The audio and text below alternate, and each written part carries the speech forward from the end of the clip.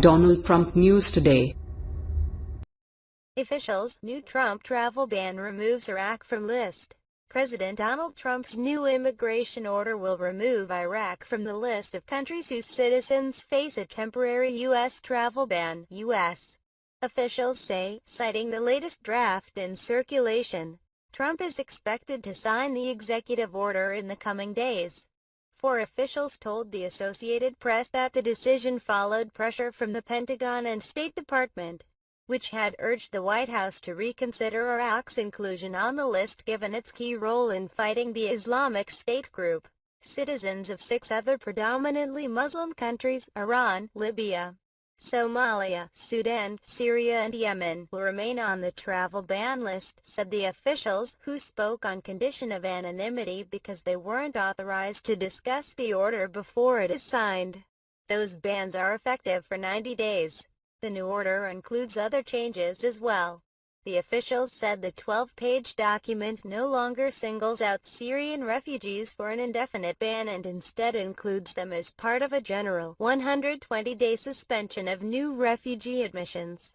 The officials also said the order won't include any explicit exemption for religious minorities in the countries targeted by the travel ban. Critics had accused the administration of adding such language to help Christians get into the United States while excluding Muslims. The White House did not respond to a request for comment. Trump signed his original executive order in late January. It sparked immediate confusion, panic and outrage as some travelers were detained in U.S. airports before being sent back overseas and others were barred from boarding flights at foreign airports. The federal government initially blocked U.S. green card holders before offering those legal residents special permission to come into the country. It finally decided the order didn't apply to them. The State Department provisionally revoked roughly 60,000 valid visas in all, before a federal judge in Washington state blocked the government from carrying out the ban. The Ninth U.S.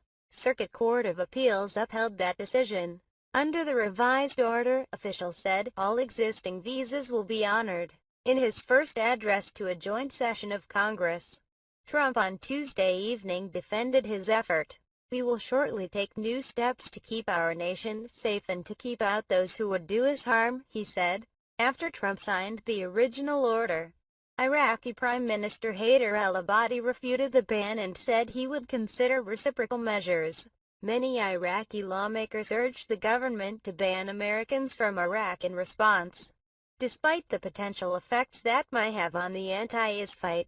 Al-Abadi then met with Defense Secretary Jim Mattis in Baghdad this month and underscored the U.S.-Iraqi partnership.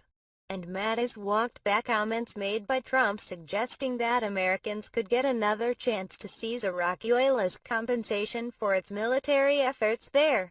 We're not in Iraq to seize anybody's oil, Mattis told reporters on that trip. Al-Abadi also met with Vice President Mike Pence in Munich earlier this month, where the two publicly discussed ways of strengthening cooperation. The Trump administration's changes to the immigration order follow a report by intelligence analysts at the Homeland Security Department, which found insufficient evidence that citizens of the 7 Muslim-majority countries posed a terror threat to the United States. A draft of the analysis was obtained last week by the AP.